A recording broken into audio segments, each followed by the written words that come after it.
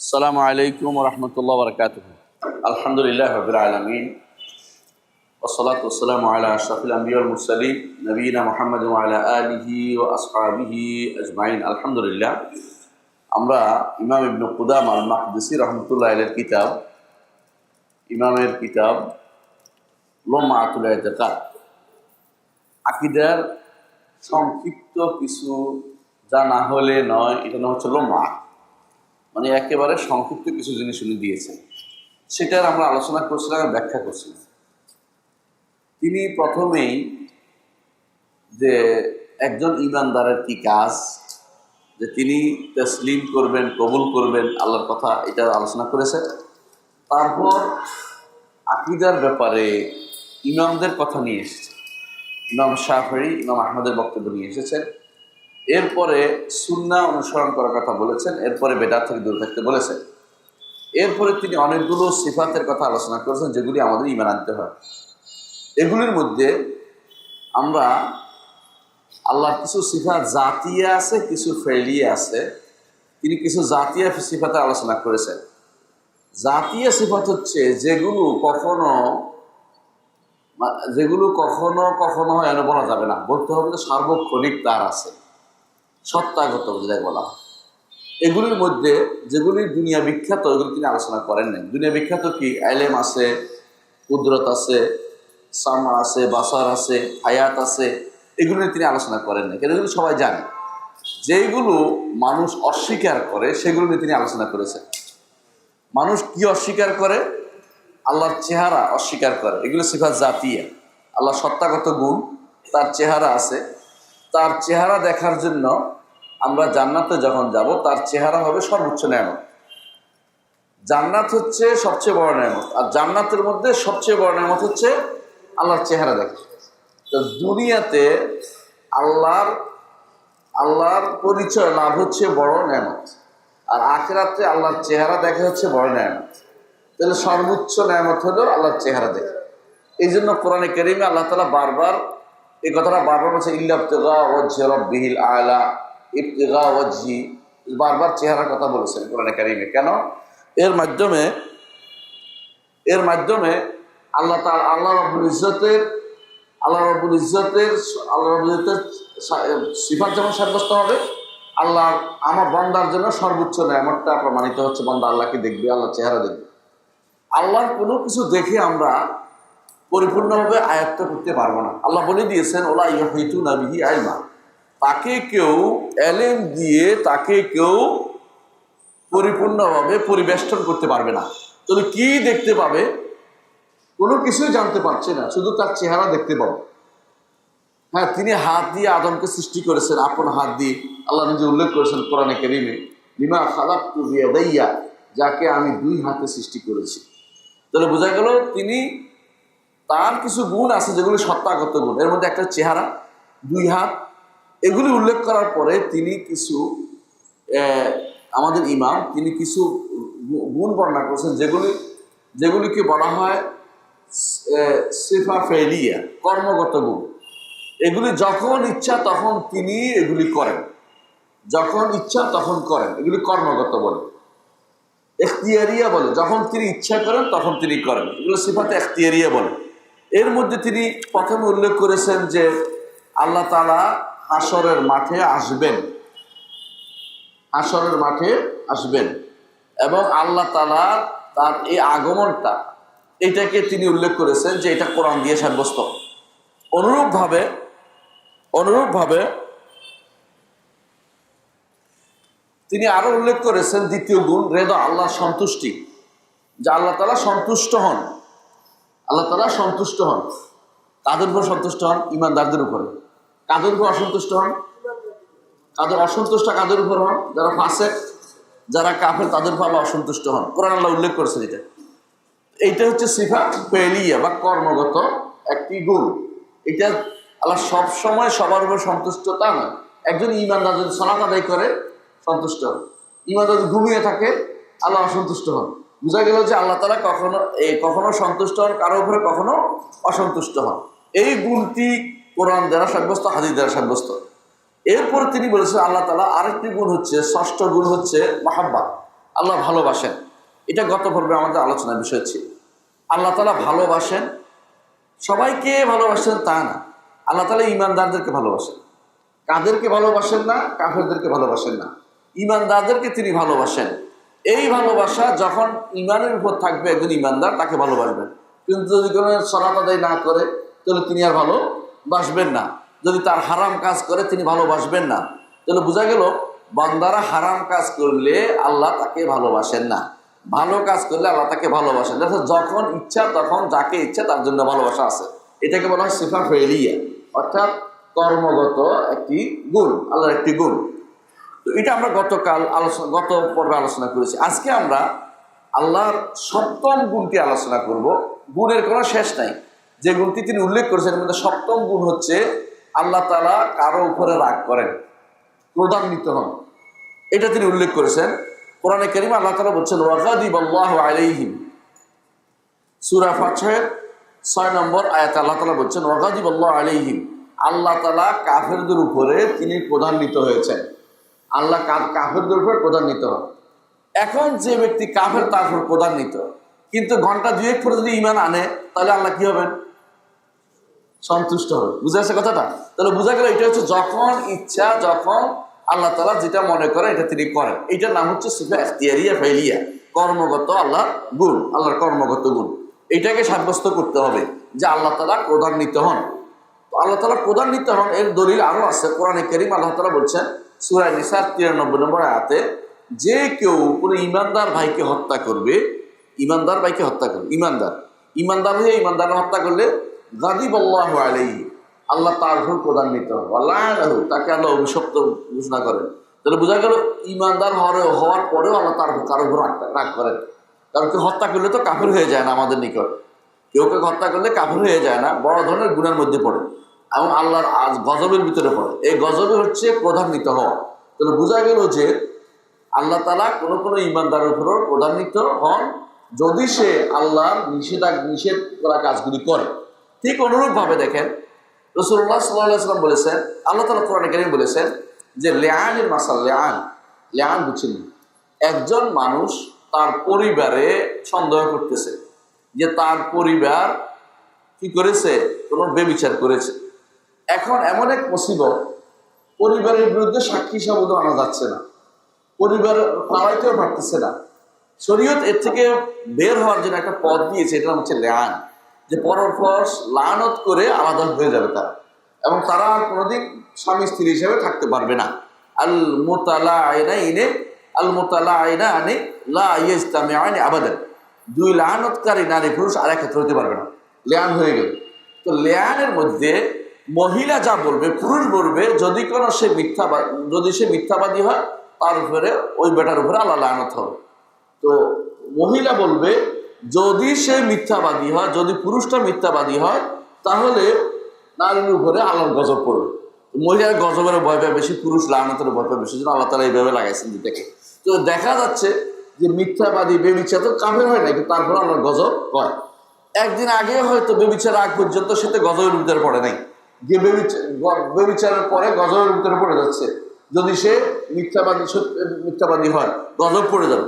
তাহলে বোঝা যাচ্ছে গজব, আল্লাহ তাআলা কখনো ক্রোধান্বিত হন কারোর উপরে, কখনো কি হন, খুশি হন, কখনো রাগান্বিত হন, কখনো আল্লাহ তাআলা তার উপর ক্রোধান্বিত হন, রাগ ক্রোধ তার আছে। এইটা আমরা সাব্যস্ত করি আহলুস সুন্নাত ওয়াল জামাতে, আল্লাহর জন্য এভাবে সাব্যস্ত, তিনি ঈমানের উপরে নির্ভর, তার উপর সন্তুষ্ট হন, ঈমান না থাকলে তার উপরে ক্রোধান্বিত হন, গুনাহ করলেও ক্রোধান্বিত হন। এই হচ্ছে আহলুস সুন্নাত ওয়াল জামাতের আকীদা। এর বিপরীতে বেদাতীদের আকীদা কি জানেন? ওদের মত হচ্ছে এটা যে আল্লাহ তাআলা ক্রোধান্বিত হলে কি আপনার কি হয়, গলার শিরাটা ফুলে যায়, চোখটা লাল হয়ে যায়, তাই না আপনার? আর কি হয়, উল্টাপাল্টা কথাবার্তা বলে, হ্যাঁ, হাত পা মারতে থাকে, এখানে কি লেগে থাকে, ওরে ধরে মারতে থাকে, কিছু একটা ভাঙতে থাকে।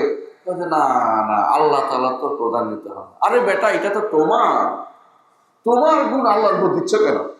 তিনি যেরকম তার ক্রোধও মারাত্মক শেখা, কিন্তু তিনি যেরকম তার ক্রোধও সেরকম, তুমি এটা তোমার ক্রোধের মতো মনে করতেছো কেন?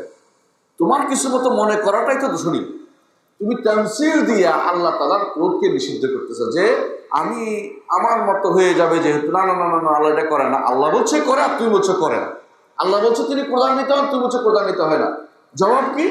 আল্লাহ তাআলা যেরকম তার ক্রোধও সেরকম। তার ক্রোধ আমাদের মতো না। যখন তার ক্রোধ হয় তখন তিনি কঠিনভাবে শাস্তি দেন, পুরো জনপদ উল্টিয়ে দেন, পুরো জনপদ ধ্বংস করে দেন। আমরা ক্রোধান্বিত হলে কি করতে পারি? বড় জোর হাত পা চিল্লে করতে পারি, এর কিছু হয় না আমাদের। তো আল্লাহ তাআলার ক্রোধের সাথে আমাদের ক্রোধের কোনো মিলে নাই। তো আপনি মিল যখন করেন, এর মধ্যে কি করতেছেন? আপনি আল্লাহকে বান্দার মতো করতেছেন। এইটা করে তারা তারপর অস্বীকার করে। আমরা আগেও বলেছিলাম, বেদাতীদের বড় সমস্যা হচ্ছে বেদাতীরা আগে আল্লাহর গুণকে সৃষ্টির গুণের সাথে মিলাইয়া অর্থ করে, একরকম মনে করে অস্বীকার করে। তার আগে তামসিল দিয়া তাতিলটা করে, অস্বীকারটা করে। আর আমরা বলি যে না, আল্লাহ ক্রোধান্বিত হন। আমি যদি এখন তওবা করে আল্লাহ খুশি হয়ে যায়, এবং এত খুশি হন, হাদিসে আছে রাসূলুল্লাহ সাল্লাল্লাহু আলাইহি ওয়াসাল্লাম বলেছেন, আল্লাহ বান্দা যদি কোনো গুনাহ করে এরপর যদি তওবা করে, আল্লাহ ওই ব্যক্তির মতো খুশি হন যে ব্যক্তি মরুভূমিতে তার উট হারিয়ে গেছে, উটের মধ্যে তার খাবার ছিল, পানীয় ছিল। এই উট রেখে সে ঘুম থেকে উঠে দেখে উঠও নাই, খাবারও নাই, পানীয় নাই। এখন সে মনে বলছে আমি তো মরেই যাবো, থাক, আমি অনুমতি দিয়ে মরে যাচ্ছে, যা মরে যাই। শুয়ে রয়েছে, চোখ বন্ধ করে দেখা যায় উটও হাজির, খাবার পানীয় হাজির। বেটা খুশি হয়ে বললো, আল্লাহ তুমি আমার বান্দা, আমি তোমার রব। মানে ভুল করে ফেলছে খুশির চোটে। আল্লাহ তাআলা বান্দা ভুল করেন না, কিন্তু আল্লাহ তাআলা এত খুশি হন, এর চেয়ে বেশি খুশি হন বান্দা যখন তওবা করে ফিরে আসে। তাহলে আগে সে ক্রোধান্বিত থাকলেও পরে যখন তওবা করে খুশি হয়ে যায়, এটাই নিয়ম। আল্লাহ তাআলা আদমের উপর রাগ করেছেন, কেন খাইলো? তারপর আবার সুম্মাজতাবাহু রাব্বুহু, আল্লাহ তাকে আবার তাকে পছন্দ করে ভালোবাসছেন এবং তার জন্য সবকিছু ব্যবস্থাপনা করেছেন দুনিয়াতে। এই নয় যে একবার ক্রোধান্বিত হচ্ছে শেষ হয়ে গেছে, এটা না। একবার সন্তুষ্ট শেষ হয়ে গেছে, এটা না। কারণ কখন একটা বান্দা কিছুক্ষণ ক্রোধান্বিত থাকতে পারে, কিছুক্ষণ আল্লাহ ক্রোধান্বিত, কিছুক্ষণ আল্লাহ তাআলা সন্তুষ্ট থাকতে পারে।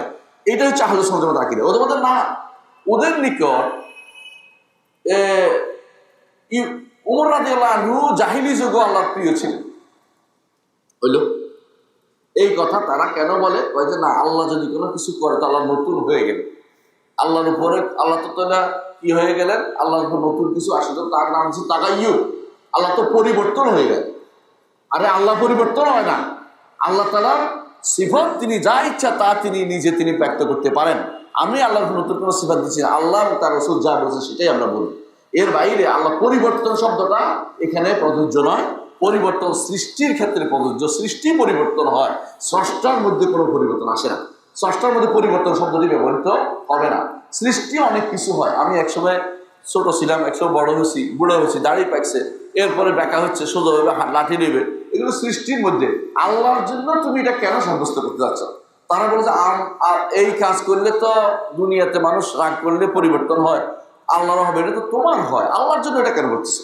আল্লাহ যেভাবে তিনি, যার সত্তা যেমন আছেন অপরিবর্তনীয় সত্তা, আর তার ক্রোধের মধ্যে, তার ক্রোধ বা তার যাবতীয় গুণের মধ্যে পরিবর্তন শব্দ আসবে না, পরিবর্তন শব্দ আসবে না।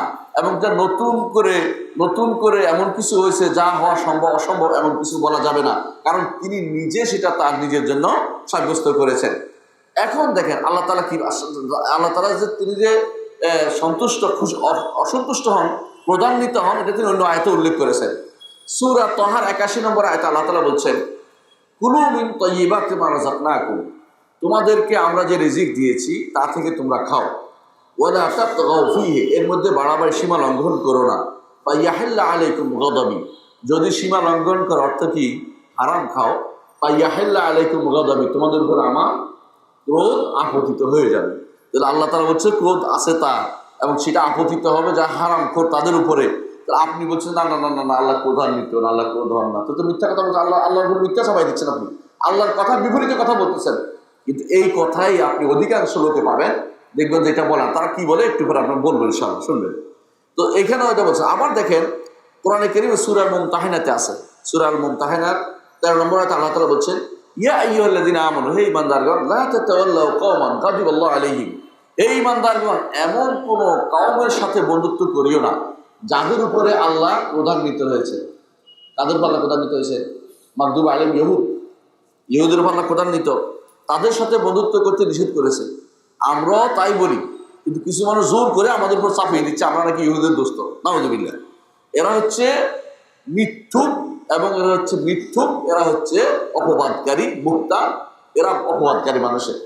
তো আমরা এখনো বলতেছি, এটা কোরআনে কারীমে আল্লাহ বলছে, হে ঈমানদারগণ, তোমরা তাদের মতো হইও না যাদের উপর আল্লাহ তাআলা ক্রোধান্বিত হয়েছে। তো আল্লাহ তাআলা ক্রোধ আছে, স্বীকার করতে হবে। এটা কোরআন দিয়ে আমরা দেখতে পাচ্ছি। ঠিক শুধু কোরআন না, হাদিসে আছে। রাসূলুল্লাহ সাল্লাল্লাহু আলাইহি ওয়াসাল্লাম বলেছেন, ইন্নাল্লাহা কাতাবা কিতাবান ইনদাহু ফাওকাল আরশি। আল্লাহ তাআলা তার কাছে বুঝছেন, তার কাছে বুঝে অন্য কোথায় না, নিজের কাছে, আল্লাহর কাছে। কোথায়? ফাওকাল আরশি, আরশের উপরে। তাহলে আল্লাহ কোথায় হবে? আরশের উপর। দেখছেন তো, আমাদের কথার দরকার নেই, একেবারে হাদিস, বুখারী মুসলিমের হাদিস। কিভাবে পরিবর্তন করবে আশারি মাতুরিদের ওদের জিজ্ঞাসা করা দরকার। এইটাকে কিভাবে পরিবর্তন করে? এত হাজার দলিলকে কিভাবে বদলাবে? তিনি আরশের উপরে হাজার দলিল আছে, এটাকে পরিবর্তন যে ব্যক্তি করবে, এই ব্যক্তির ঈমান থাকবে না। এরা ঈমানদার, এদের পিছনে সালাত হবে না। যদি জানতে পারেন যে সে আল্লাহকে সর্বত্র বিরাজমান বলে, আরশের উপর মানে না, তার পিছনে নামাজ হবে না। কারণ এদের বিরুদ্ধেই যুগে যুগে ইমামরা গ্রন্থ লিখেছেন। আর রদ্দ আলাল জাহমিয়া, ইমাম আহমদ ইবনে হাম্বল লিখেছেন, ইমাম দারমি লিখেছেন, ইমাম ইবনে খুজাইমা লিখেছেন। ইমামরা যুগে যুগে এই রদ্দ আলাল জাহমিয়াদের এই বিষয়ে, এই জিনিসটা, এইটাই এদের মূল আকীদা ছিল যে আল্লাহ আরশের উপর নাই। আল্লাহ কোথায়? তাদের নিকট আল্লাহ সর্বত্র বিরাজমান, নাউযুবিল্লাহ। এই জিনিস আমাদের দেশে তথাকথিত হুজুররা, মসজিদের ইমামরা যদি বিশ্বাস করে, এইটা কেমনে জায়েজ হয়ে গেল যে জিনিসের উপর আমাদের ইমামরা সব একমত হয়ে গেছে যুগে যুগে। আমি বুঝতে পারছি যে আল্লাহ তাআলা আরশের উপরে। ঠিক আছে, এখানে কি বলছে? ইন্নাল্লাহা কাতাবা কিতাবান, আল্লাহ তাআলা একটা কিতাব লিখেছে, তার কাছে, ইনদাহু, তার কাছে, ফাওকাল আরশি, আরশের উপরে। সেই কিতাবের মধ্যে কি আছে? ইন্না রাহমাতি তাগলিবু গাদাবি, আমার রহমতের উপর, আমার ক্রোধের উপর আমার রহমত প্রাধান্য পাবে। আমার ক্রোধের উপর আমার রহমত প্রাধান্য পাবে। যদি আল্লাহ যদি কোনো ক্রোধান্বিত ক্রোধ অনুসারে আমাদেরকে পাকড়াও করতেন, তাহলে আমরা কেউ কিন্তু বাঁচতে পারতাম না। আল্লাহ কোরআনে কারীম উল্লেখ করেছে যে আল্লাহ যদি কোনো তোমাদের গুনার কারণে পাকড়াও করতেন, তাহলে কেউ তোমাদের বাঁচতে পারতো না। কিন্তু যেহেতু তিনি লিখেছেন, তার রহমত প্রাধান্য পাবে ক্রোধের উপরে। এই দুনিয়ার বুকে কাফেররা খাবার দেয় না? যে ব্যক্তি আল্লাহর জন্য সন্তান সাব্যস্ত করে, তাকেও খাবার দিচ্ছে। 2 দিন আগে আপনাদের দেশে বা বিভিন্ন দেশে আল্লাহর জন্য সন্তান সাব্যস্ত করার উৎসব সাব্যস্ত করেছে তারা, নাউযুবিল্লাহ। এটা জানতো কি উৎসব এটা? হ্যাঁ, এই তো বুঝছেন, যারা মনে করে আল্লাহর সন্তান, তারা এই জাতীয় উৎসব পালন করেছে। অথচ আল্লাহ কি বলেছেন দেখেন, আল্লাহ তাআলা কোরআনে কারীমে বলেছেন যে তাকাদুস সামাওয়াতু ইয়াতাফাত্তারনা মিনহু, আসমান সব তাকাদুস ইয়াতাফাত্তারনা মিনহু, এই কথার কারণে যে আল্লাহ সন্তান নিয়েছেন, এটা বলার কারণে আসমান চৌচির হয়ে ফেটে পড়ার উপক্রম হয়। তাকাদুস সামাওয়াতু ইয়াতাফাত্তারনা মিনহু ওয়া তানশাক্কুল আরদু, জমিন ফেটে যায়, ওয়া তাখিরুল জিবাল, পাহাড় পর্যন্ত চূর্ণ হয়ে যায়। কি জন্য? হাত চূর্ণ বিচূর্ণ হয়ে যায়। কি জন্য? আন দাউ লির-রহমান ওয়ালাদা, আল্লাহর জন্য সন্তান সাব্যস্ত করলে। দেখছেন তো, এত ক্রোধের পরেও, এত ক্রোধান্বিত হওয়ার পরেও আল্লাহ তাআলা কিন্তু এদের খাবার দিচ্ছে না। কারণ তার রহমত তার ক্রোধের উপরে প্রাধান্য পেয়েছে। রাসূলুল্লাহ সাল্লাল্লাহু আলাইহি ওয়াসাল্লাম, হাদিস বুখারী মুসলিম। সেই জন্য আমরা দেখতে পাচ্ছি যে আল্লাহর জন্য ক্রোধ সিফাতটি এখানে সাব্যস্ত করা হয়েছে। এবং এই কিতাবটি আরেকটা কিতাব, আলাদা কিতাব। এটা লহে মাহফুজের জিনিস না। লহে মাহফুজ নিচে, লহে মাহফুজ আরশের উপর না।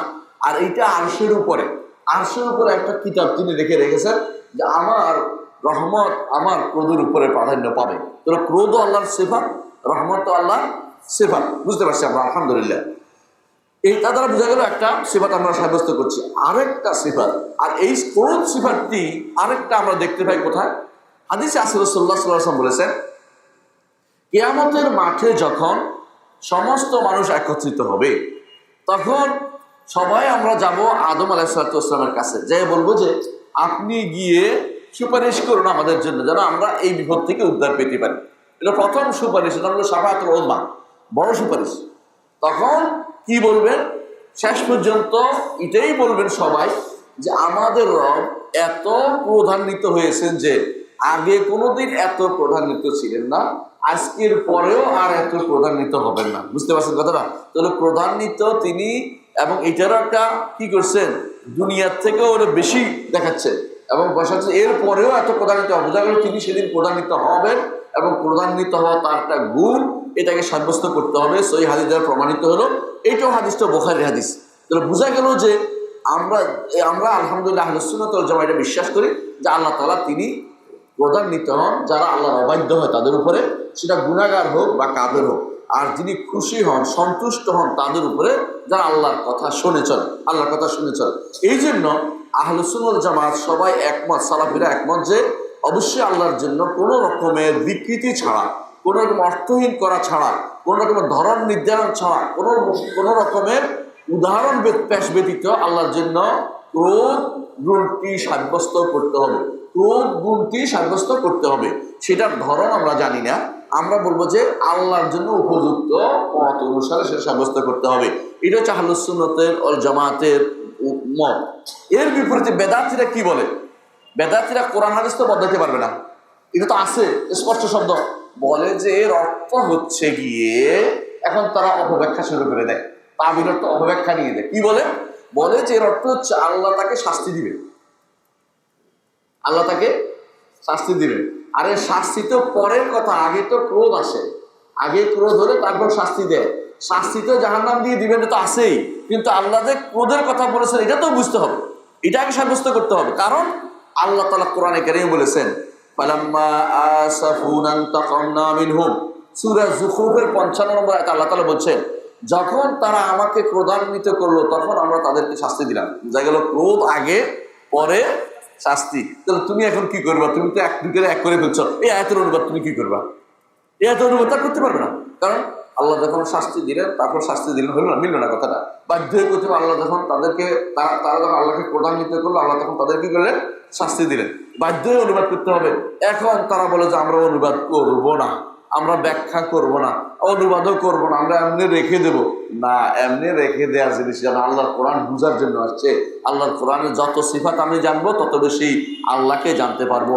আল্লাহকে জানা হচ্ছে মারিফাত, আল্লাহর এটা এইভাবে জানতে হবে সিফাত এবং আল্লাহর নাম দিয়ে। এটা হচ্ছে দুনিয়ার বুকে শ্রেষ্ঠ নেয়ামত, আল্লাহর এর চেয়ে বড় নেয়ামত আর কিছু নেই। এটা মারিফত, এইটা দিয়ে হাসিল হয়, দরবার দিয়ে মারিফত হাসিল হয় না। মানুষ দরবার খুলে বসছে, দরবার মারিফতের দরবার, ওই মারিফতের দরবারে আল্লাহকে ভুলিয়ে দেয়া হচ্ছে, দুনিয়ার গুনার কাজগুলি করা হচ্ছে। এর মাধ্যমে আল্লাহকে শিখা যাবে যে আল্লাহ তাআলা অবশ্যই ক্রোধান্বিত হন এবং তিনি সন্তুষ্ট হন। আল্লাহ সিফাত যদি জানা যাবে, আল্লাহকে জানা যাবে। আল্লাহকে জানার আর কোনো মাধ্যম অবশিষ্ট নেই। আলহামদুলিল্লাহ আমরা একটা সিফাত পড়লাম, আরেকটা সিফাত আল্লাহ জানবো। সেটা কি? আল্লাহ তাআলা তিনি রাগ করেন, তিনি সখতার, বেজার হন। বেজার হওয়া বুঝুন তো, আমাদের মন খারাপ হলে আমরা বেজার বলি, তাই না? বেজার বলি। আল্লাহ তাআলার বেজারটা আমাদের মতো না, আমাদের মতো না, তবে তিনিও বেজার হন, এটা সাব্যস্ত করতে হবে। এটা কোথায় আছে? আল্লাহ কোরআনে বলছে, কোরআনে কারীম বলছে। কি বলছে আল্লাহ তাআলা? কোরআনে কারীম আল্লাহ তাআলা বলছেন যে আল্লাযিনা ইত্তাবাউ মা আসখাতাল্লাহ, কাফেরদের উপরে আল্লাহ তাআলা তাদেরকে জাহান্নাম দিবেন। কেন? কারণ তারা আল্লাহ যা অসন্তুষ্ট হন সেটার উপরে, সেটাকে তারা অনুসরণ করে চলে। আল্লাহ কি শিরিক ভালোবাসে? না, এরা শিরিক করে, এই জন্য আল্লাহ তাদের উপরে বেজার, আল্লাহ তাদের উপরে বেজার হন। সাখাত, তো এই সাখাত আল্লাহর একটা কি গুণ সাব্যস্ত করতে হবে, একটা গুণ সাব্যস্ত করতে হবে। এটা এখানে যেমন আছে সূরা মুহাম্মদের 28 নম্বরে আসছে। এটা রাসূলুল্লাহ সাল্লাল্লাহু আলাইহি ওয়াসাল্লাম দোয়া করতেন, হাদিসে আছে রাসূলুল্লাহ দোয়া করতেন, আল্লাহুম্মা ইন্নী আউযু বিরিদাকা মিন সাখাতিকা, আল্লাহ আমি আপনার সন্তুষ্ট চাচ্ছি সাখাতের বিপরীতে। অর্থাৎ আপনার সাখাত চাই না, আপনার বেজার হওয়া চাই না, আপনার আমার উপরে সন্তুষ্টি চাই, আপনি আমার উপর সন্তুষ্ট হয়ে যান। যখন আপনি এতে দাঁড়ান, আউযু বিরিদাকা মিন সাখাতিকা ওয়া মুআফাতিকা মিন উকুবাতিকা, বিতিরের দোয়ার মধ্যে বলেন তো, বেশিরভাগ সময় কুনুতের মধ্যে বলেন এগুলো। এবং যখন মক্কাতে তোয়াফ করেন তখন বলতে থাকেন, এবং দোয়ার সময় এই দোয়াটা খুবই গুরুত্বপূর্ণ দোয়া। দেখি আল্লাহুম্মা ইন্নী আউযু বিরিদাকা মিন সাখাতিকা, আল্লাহ আপনার সন্তুষ্ট চাচ্ছি আমি, সাখাত চাচ্ছি না। এর অর্থ ওয়া মুআফাতিকা মিন উকুবাতিকা, শাস্তির বিপরীতে আমি নিরাপত্তা চাচ্ছি। মুআফাত তো নিরাপত্তা। আল্লাহর শাস্তি কেউ চাইলে সে ব্যক্তি শান্তিতে থাকতে পারবে না। এই জন্য রাসূলুল্লাহ সাল্লাল্লাহু আলাইহি ওয়াসাল্লাম এক ব্যক্তিকে বলেছেন, যখন বলছে আল্লাহ দুনিয়াতে আমার আখিরাতে শাস্তি দিয়ে দাও, বলছে আস্তাগফিরুল্লাহ, তুমি মাআযাল্লাহ, আল্লাহর কাছে মাফ চাও, তুমি কোনোদিন সহ্য করতে পারবে না। আল্লাহর কাছে সবসময় আফিয়ত চাইবে, নিরাপত্তা চাইবে।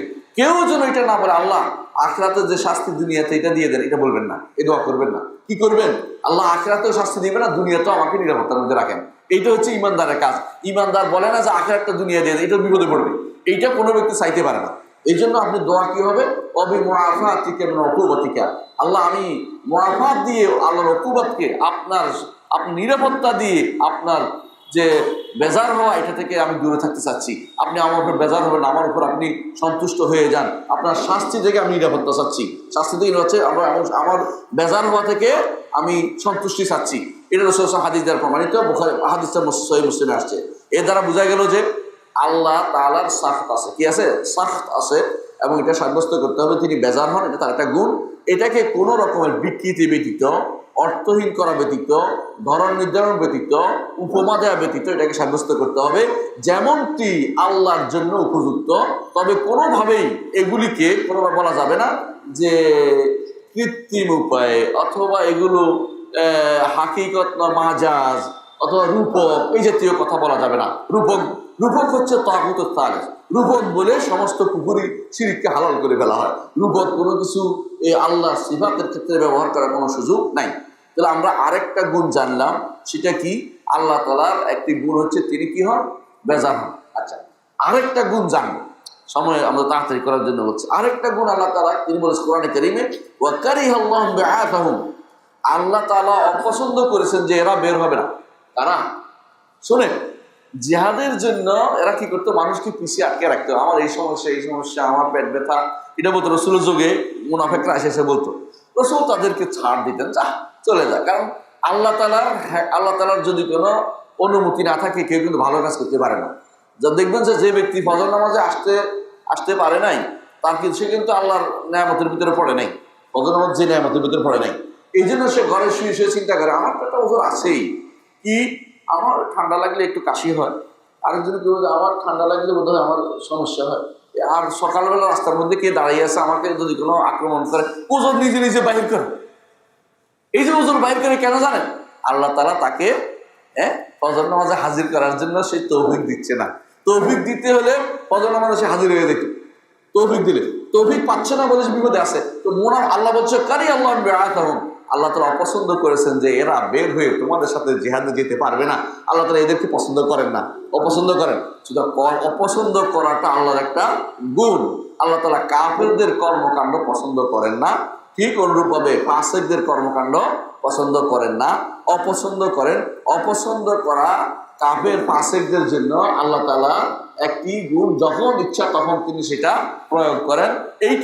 এটা আল্লাহর সিফাতি গুণ। এটা একটা, আগেরটা যেমন সিফাতি গুণ, এইটাও একটা সিফাত ফেলিয়া, এটাও সিফাত ফেলিয়া, কর্মগত গুণ। এটাকে সাব্যস্ত করতে হবে।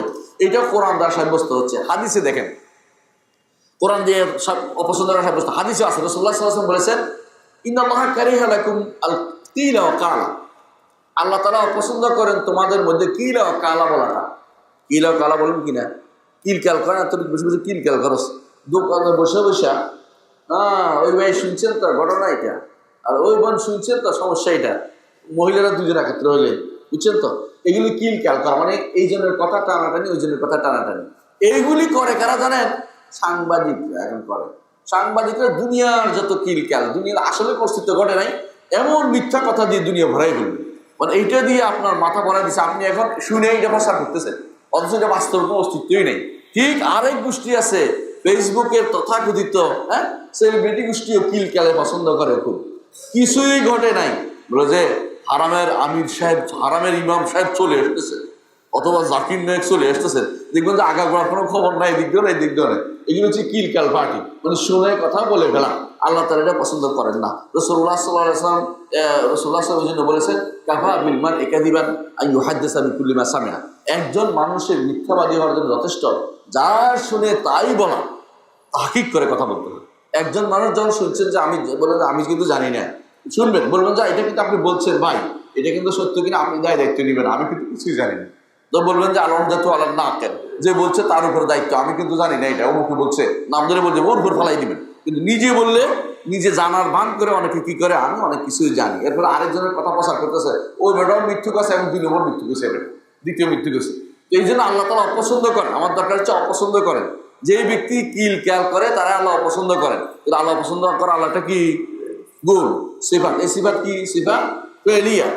আর কি অপছন্দ করেন?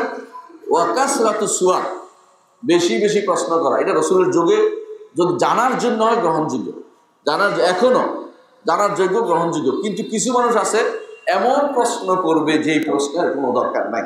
যেমন বলে ওই ফেরাউনের নানির নাম কি ছিল বলেন তো? একজন আসে বলে যে ওই মারিয়ামের মার নাম কি ছিল বলেন তো? কি দরকার মারিয়াম মার, কি হবে এটা দিয়ে? এটা কিরকম জানেন? আপনার দেশে যে সমস্ত বিসিএস হয় না পরীক্ষা, দুনিয়ার এমন প্রশ্ন আপনি পৃথিবীতে কোনো কাজে লাগবে না। হ্যাঁ, পদ্মা সেতু ফিলার কয়টা? এটা জিজ্ঞেস, এটা দিয়ে কি করবেন আপনি ফিলার দিয়ে? ফিলার বানাতে কি কি লাগে ওটা জিজ্ঞাসা করার দরকার ছিল না। বেরা ফিলার কয়টা মুখস্থ করাইতেছে, ওই চাইনিজরা বানাই যায়, আমরা মুখস্থ করি ফিলার কয়টা। এটা আমাদের এটা হচ্ছে দাসত্ব করানোর জন্য, দাস বানানোর জন্য। দেখা যায় কত নম্বর দাস হইতে পারছে। আমি যা যা দেই তা মুখস্থ করতে পারে কিনা, আমার ঠ্যাঙের ভিতরে কি কি সমস্যা হয়েছে পায়ের মধ্যে ওটা মুখস্থ করছে কিনা, এই দাস বানানোর জন্য বিশেষ ক্যাডার, বিশেষ ক্যারিয়ার কিছু রাগ করে না, বিশেষ ক্যাডার আসলে আপনার অনেকে হয়তো। কিন্তু ঘটনা এরকমই হয়, কারণ তারা চায় যে আমার এমন দাসত্ব করবে, কোনোদিন আর কিছু শিখবে না, কারণ আপনার পড়ার সাথে বিশেষের কোনো মিল নেই। অনেকে দেখবেন যে পড়তেছে কি, সে হয় ডাক্তার হয়েছে, ইঞ্জিনিয়ার হয়েছে, কিছু একটা হয়েছে, সে বিসিএস দিয়ে এখন কি সরকারের একটা চাকরি হয়েছে, গ্রেড চাকরি। যে গ্রেড চাকরের কাজে হচ্ছে জি হুজুর, হুজুর জি স্যার, স্যার স্যার স্যার। আমি একদিন 10 মিনিটে 50 বার গুনছি একজনের স্যার। তো সে বলতেছে আমি তো একটু কমে বলি, আমার যিনি বস আছে তিনি 100 বার বলেন। তাহলে আল্লাহ তার বসে কতবার বলে এখন খুঁজতে হইব। এবং যদি কোনো স্যার না বলে আবার শিখিয়ে দেয়। আপনার মুখ থেকে স্যার বের হয় না কেন? বুঝলেন তো? আপনি কেমন হলেন প্রজাতন্ত্রের কর্মচারী, হ্যাঁ চাকর, কিন্তু আপনার মুখ থেকে স্যার বের হচ্ছে না। স্যার শুনতে খুব ভালো লাগে, বুঝলেন না কথাটা? মানে এই জাতীয় কর্মকাণ্ড যারা করে ওদের বেশিরভাগই অহংকারী, এবং এদের চায় যে এদের অধীন যারা আছে এরা সব চাকর চেয়ে খারাপ, কিচ্ছু না, মানুষও না, মানুষের চেয়েও খারাপ। এই জাতীয় লোক তৈরি করতে চায়, বুঝলেন না? তো এইটাই কাসরাতুস সুয়াল, বুঝলেন না? বেশি বেশি প্রশ্ন, যারা এই জাতীয় বেহুদা প্রশ্ন করে, এগুলি হচ্ছে বেহুদা প্রশ্নের কাজ। যে বুধো শুধু শুধু শুধু আজাইরা সময় নষ্ট করে মানুষের, এগুলি আছে। হ্যাঁ, প্রয়োজনে প্রশ্ন করা নিষিদ্ধ নয়। এই জন্য কাসরাতুস সুয়াল বলা হয়েছে, প্রয়োজনের সুয়ালের কথা বলা হয় নাই। কারণ রাসূলুল্লাহ সাল্লাল্লাহু আলাইহি ওয়াসাল্লাম বলেছেন ইন্নামা শিফাউল আই আসওয়াল, যে ব্যক্তি জানে না তার জন্য জানার মাধ্যমে হচ্ছে তার আরোগ্য, হচ্ছে রোগের আরোগ্য হচ্ছে জিজ্ঞাসা করে জেনে নেয়া। এবং আল্লাহ তাআলা বলছেন ফাসআলু আহলা যিকরি ইন কুনতুম লা তা'লামুন, না জানলে যারা জানে তাদেরকে জিজ্ঞাসা করো। হ্যাঁ, বিল বাইয়িনাত ওয়াজ জুবুরের সাথে নাই, কিন্তু কেউ যে লাগাই দেয় ভুল করছে। বিল বাইয়িনাত ওয়াজ জুবুর আগের আয়াতের সাথে আল্লাহ তাআলা আরসালনা রুসুলানা বিল বাইয়িনাত, আমাদের রাসূলদেরকে প্রেরণ করেছি বিল বাইয়িনাত ওয়াজ জুবুর, কিতাব দিয়ে এবং প্রমাণ দিয়ে। আগের আয়াতের সাথে সম্পৃক্ত বিল বাইয়িনাত, পরের আয়াত মাঝখানে এটা দিয়ে কেউ যেন ভুল উল্টাপাল্টা অর্থ না করে। যেমন দেখবেন এটা কোনো তাফসিরে লেখা নাই, এর অর্থ হচ্ছে নিজে বানাইছে, এটা যেই করছে বানাইছে, বানানো জায়েজ নেই। এবং দেখবেন যে যেটা বললাম যে কাসরাতুস সুয়াল, বেশি প্রশ্ন করাটা আল্লাহ তাআলা অপছন্দ করেন। অপছন্দ করেন তো? অপছন্দ করাটা আল্লাহটা কি গুণ। এর ওয়াইদাতিল মাল, সম্পদ নষ্ট করা আল্লাহ অপছন্দ করেন। সম্পদ নষ্ট কেমনে করে জানেন? সিগারেট খাচ্ছে, সম্পদ নষ্ট না? হ্যাঁ, ওই হাতের এটা দেখতেছে একটার পর একটা অনবরত মডেল কি বদলাতেছে, কিনতেছে একটার পর একটা, নতুন একটা আসলে ওইটা কিনতে হবে, ওই নতুন মডেল তো আমার দরকার। এই সব সম্পদ নষ্ট ছাড়া কিছু না। কারণ আপনি যেটা দেখতেছেন হারাম ছাড়া, আর তো ভালো আসে না, ছবি দরকার, আরো সুন্দর করা দরকার, এগুলো সম্পদ নষ্ট। সম্পদ নষ্ট। অনেক কিছু বিল্ডিং আপনার দরকার, একটা মানুষ কয় জায়গায় শোয়, 3-4 জায়গায় শোয় না, তার একটা বিশাল এমন একটা ইয়া দরকার, এত বড় একটা ইয়া দরকার। এটার মধ্যে বললে সম্পদ নষ্ট ছাড়া কিছু না। বুঝে আসছে? সম্পদ নষ্টের মধ্যে আরো আছে, রাসূলুল্লাহ সাল্লাল্লাহু আলাইহি ওয়াসাল্লাম বলেছেন যে 3টি বিছানা হতে পারে। একটা হলো নিজের, একটা পরিবার, আরেকটা কি মেহমানের। আর আপনার বিছানা না, আপনার বিল্ডিং আছে 3-4টা, এটা যেগুলো সম্পদ নষ্ট ছাড়া কিছু না। আল্লাহর জন্য যেগুলি হয় না এগুলো সম্পদ নষ্ট। মনে রাখবেন, আল্লাহর জন্য যা হয় কোনো সম্পদ নষ্ট না, যাই দিতে পারেন সম্পদ নষ্ট না। আবু বকর রাদিয়াল্লাহু সব নিয়ে এসেছে, এটা কি সম্পদ নষ্টের ভিতরে না? এটা সবের ভিতরে। বুঝে আসছে কথাটা? আর যদি কোনো একটা টাকা আপনি অন্যায়ভাবে ব্যয় করেন, সম্পদ নষ্টের ভিতরে পড়বে। আল্লাহ তাআলা এটা অপছন্দ করেন। অপছন্দ করা আল্লাহর একটা কি গুণ। এটাকে বলা হয় সিফা ফেলিয়া, কর্মগত গুণটা সাব্যস্ত করতে হবে। আহলুস সুন্নাত ওয়াল জামাত, সালফে সালেহিন, সালাফিরা সাব্যস্ত করে আল্লাহর জন্য এই গুণটি সাব্যস্ত করে, কোনো রকমের বিকৃতি ছাড়া, কোনো রকমের তাতিল ছাড়া, অর্থশূন্য করা ছাড়া, ধরন নির্ধারণ ছাড়া, উপমা দেয়া ছাড়া সাব্যস্ত করে। চারটা জিনিস সবসময় বলে থাকে, মনে রাখবেন। একটা কি? বিকৃতি ছাড়া, কোনো রকমের অর্থশূন্য করা ছাড়া, কোন রকমের ধরন নির্ধারণ ছাড়া, কোনো উপমা পেশ করা ছাড়া। এই চারটে জিনিস সবসময়, চারটে হচ্ছে বড় বিপদ। বড় বিপদ সিফাতের ক্ষেত্রে চারটি বিপদ, বড় বিপদ আসমা সিফাতের ক্ষেত্রে। কারণ মানুষ বিকৃতিকারী একদল আছে, একদল আছে অর্থশূন্যকারী, একদল আছে ধরন নির্ধারণকারী, একদল আছে উপমা পেশকারী। এই উভয় গোষ্ঠী মুআত্তালা এবং মুআত্তালা দুটোর বাইরে আমরা আহলুস সুন্নাত ওয়াল জামাত মিন বাইনি ফারসিন ওয়া দামিন লাবানান খালিসা, মিন বাইনি দাম ওয়া দামিন ওয়া ফারসিন লাবানান খালিসা, রক্ত এবং গোবরের মাঝখানে ফ্রেশ দুধ আমরা পান করি। অর্থাৎ আমরা মধ্যমপন্থী, আমরা মুআত্তালা নয়, মুমাসসিলা নয়। আমরা সাব্যস্ত করি আল্লাহর জন্য এগুলিকে, আল্লাহ যেভাবে বলছেন সেভাবে। আমরা এগুলিকে ধরন নির্ধারণ করি না, কোনো উপমা পেশ করি না। উপমা পেশ করলে সেটা কি হবে? সেটাই তখন নিষিদ্ধ জিনিস হবে, নিষিদ্ধ। লাইসা কামিসলিহি শাই ওয়া হুয়াস সামিউল বাসীর। উপমা পেশ করলে লাইসা কামিসলিহি শাইয়ের ভিতরে পড়বে। আর যদি অর্থশূন্য করি, লাইসা কাম ওয়া হুয়াস সামিউল বাসীর বিরোধী হবে। এই জন্য একই আয়াতের ভিতরে আল্লাহ তাআলা দুটা করেছেন, একদিকে সাব্যস্ত করেছেন, একদিকে ধরন নির্ধারণ করতে নিষেধ করে দিয়েছেন, উপমা করতে নিষেধ করে দিয়েছেন। তাহলে আমরা দেখতে পাচ্ছি যে আল্লাহর জন্য এটা সাব্যস্ত করতে হবে কি আল্লাহ পছন্দ করেন। বেদাতিরা কি এটা বলে? না না না। তো কি? আল্লাহ তাআলা অপছন্দ করার অর্থ হচ্ছে তার রহমত থেকে দূরে সরিয়ে দেয়, দূরে সরিয়ে দেয়। আরে না, দূরে সরিয়ে দেয়া এটা কোনো কি নয়, কোনো দূরে, এটা অপছন্দ করার সাথে সম্পৃক্ত না। কারণ সব অপছন্দ করলেই দূরে সরিয়ে দেন না। ছেলের কোনো কাণ্ড অপছন্দ করেছে, আপনি তাকে দূরে সরিয়ে দেন? রাখেন কি? তাদের দমক কাম দিয়ে সোজা করেন। বুঝে আসছে কথাটা? আল্লাহ তাআলা কখনো কোনো বান্দার কোনো কর্ম পছন্দ করেন না, কিন্তু বান্দাকে সুযোগ দেন যে বান্দা তওবা করে আবার ভালো হয়ে যাবে, আবার ভালো হয়ে যাবে। আল্লাহ তাআলা অপছন্দ করেন, এটা সাব্যস্ত করতে হবে। তো ওরা যেটা বলে, এইটা কেন আমরা সব সময় যে কোনো সিফাত যখন এরা অস্বীকার করে, তো কমপক্ষে তিনটি জবাব আপনার রেডি থাকবে। কয়টা? তিনটা জবাব। সিফাত যারা অস্বীকার করে, আল্লাহর কোনো গুণ অস্বীকার করছে, তিনটা জবাব রেডি করবেন। যখন আল্লাহ সিফাতের কোনো অপব্যাখ্যা করে, তারা তিনটা জবাব রেডি করবেন। এক নম্বর হচ্ছে বলবেন যে তোমার এই বক্তব্যটি, তুমি যে এখন বলতেছো দূরে সরিয়ে দেওয়ার অর্থ, অপছন্দ করা তুমি বলতে রাজি নয়, দূরে সরিয়ে দেওয়ার অর্থ বলতেছ। অপছন্দ করা দূরে সরিয়ে পার্থক্য কি বলেন তো? কে বলতে পারবেন? অপছন্দ ব্যক্তির একান্ত গুণ সিফাত, সিফাত লাজেমা। দূরে সরিয়ে দেয়া এটা হচ্ছে মুতাআদ্দিয়া। এই জন্য ওইটা তারা সাব্যস্ত করে। যেমন খালাকাল্লাহুল খালকা, আল্লাহ সৃষ্টিকে, আমাদেরকে সৃষ্টি করেছে, খালাকাল্লাহুল ইনসান, এটা তারা সাব্যস্ত করে। কিন্তু আল্লাহ ইস্তাওয়াল আরশের উপর উঠেছে, এটা সাব্যস্ত করে, কারণ এটা নিজের জন্য করছে। ওই জন্য তারা বলে যে দূরে সরিয়ে দেন, কিন্তু নিজে অপছন্দ করেন না, বলতে তিনি রাজি নাই। কারণ অপছন্দ করলে কি হয়? আপনার কোনো কিছু অপছন্দ করলে কি করেন? মুখ বাঁকা চলে আসে। আল্লাহ কি মুখ বাঁকা করবে নাকি? আর এটা তোমারটা মুখ বাঁকা, আল্লাহটা তুমি এটা ধরন নির্ধারণ করতেছে কেন? আমরা ধরন নির্ধারণ করি না। আল্লাহ যেটা যেরকম, তিনি সত্তা যেরকম, তার গুণও সেরকম। তিনি কিভাবে করেন তো আমরা জানি না, কিন্তু বলেন না। কিন্তু তিনি অপছন্দ করেন, তিনি বলেছেন যে আমরা সাব্যস্ত অবশ্যই করবো।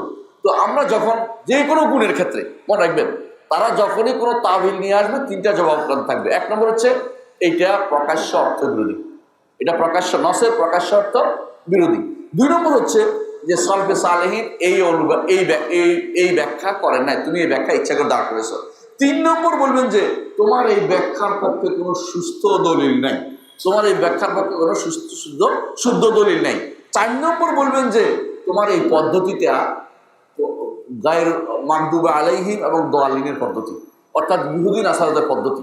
তারা তাদের কোরআনকে, তাদের কিতাবকে, তাদের জাবুর তাওরাত, এগুলো কোরআনের পড়তে, তো কোরআন হিসেবে বলছি, তাদের কিতাবকে তারা কি করছে? বিকৃতি করছে, নাম বদলাইছে, অর্থ ভিন্ন করছে। রাসূলুল্লাহ সাল্লাল্লাহু আলাইহি ওয়াসাল্লামের গুণগুলোকে না উনি না কি করছে? এটা বিকৃতি করছে, তাবিল করছে। তো তোমাদের এই পদ্ধতিটা কাদের পদ্ধতি হয়েছে? ইহুদি নাসারাদের পদ্ধতি। হ্যাঁ, মুখে তো মাশাআল্লাহ ইহুদি নাসারাদের গালিগালাজ শেষ করে দিচ্ছ, কিন্তু কামের দিক থেকে ইহুদি নাসারাদের কাজটাই তোমরা গ্রহণ করে নিয়েছ। বুঝে আসছে? তো আমাদের জন্য যে কোনো সিফাত অস্বীকার করে, চারটা জবাব আমাদের জন্য রেডি। চারটা জবাব। এক নম্বর কি? সিফাতে তাবিল করলে যে তাবিল করাটা প্রকাশ্য অর্থ বিরোধী। দুই নম্বর হচ্ছে সালফে সালেহিনের এজমা বিরোধী। তিন নম্বর হচ্ছে যে এটার পক্ষে কোনো সত্য শুদ্ধ দলিল নাই। 4 নম্বর হচ্ছে এটা আমাদের পদ্ধতি না, এটা মুসলিমদের পদ্ধতি না, এটা ইহুদি নাসারাদের পদ্ধতি। তুমি ইহুদি নাসারাদের পদ্ধতি মেনে নিচ্ছ কেন? এটা হচ্ছে এর জবাব। আমরা কি বুঝাতে পারছি কথাটা? এই জবাবগুলি সবসময় মাথায় রাখবেন। আচ্ছা, আর যদি এখন কি করে তারা, এখন কিন্তু তারা এই অনেকে আছে তারা বলে যে আমরা তারিফ করি না, তো কি করো? অর্থই করি না। বুঝেন না কথাটা? অর্থই করি না, বুঝেন নাই?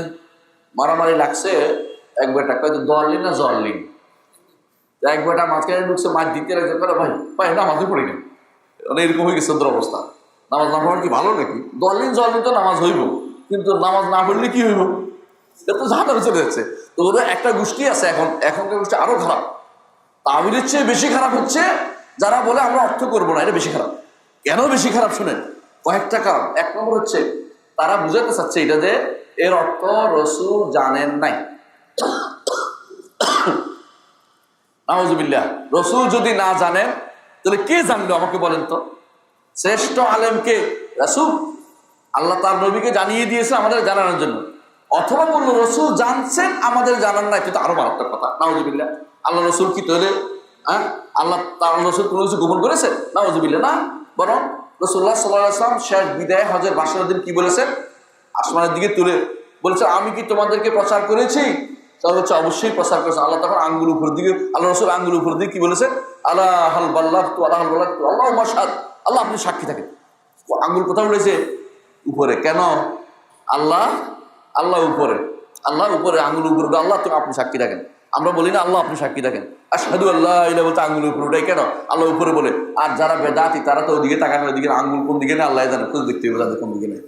বেদাতিদের তো কথা বুঝে বলছিলাম, এদের যদি বলেন যে আপনি তো অর্থ করলেন না, এরা অর্থ করে না, এমনি ভাড়া চলে যায়। জানেন, জিজ্ঞাসা করুন ইস্তওয়া, আল্লাহ আরশের উপরে ইস্তওয়া করেছেন, কি ইস্তওয়া কি জিনিস জানি না। এর মধ্যে দুটো অর্থ হতে পারে। ইস্তেওয়া শব্দের অর্থ আল্লাহ তার নবীকে জানান নাই, এটা অসম্ভব কথা। কারণ আল্লাহ তাআলা কোরআন দিয়েছেন কি জন্য? হেদায়েতের জন্য। কোরআনকে ধাঁধা হিসাবে দেয় নাই, হেদায়েতের জন্য দিয়েছেন। সুতরাং যে কেউ বলবে যে অর্থ তো জানি না, সে মিথ্যা কথা বলছে। অথবা সে বলতে হবে এটা যে আল্লাহ তাআলা তার রাসূলকে জানা নাই, এটাও মিথ্যা কথা। এখন যদি রাসূল জানতেন আমাদেরকে জানান নাই, এটা কি সম্ভব? না। তো রাসূলের উপর মিথ্যাচার করা হচ্ছে। বুঝলেন না কথাটা? তাহলে বোঝা গেল দুইটা কারণ আমরা দেখতে পাচ্ছি, সাথে সাথে কব্বির মারাত্মক ভুল এটা না আরো আছে। এর মধ্যে আপনি দেখতে পাচ্ছেন সলফে সালেহীন কিন্তু অর্থ পড়ে গেছে। কোরআন সাহাবায়ে কেরাম পড়ছে না?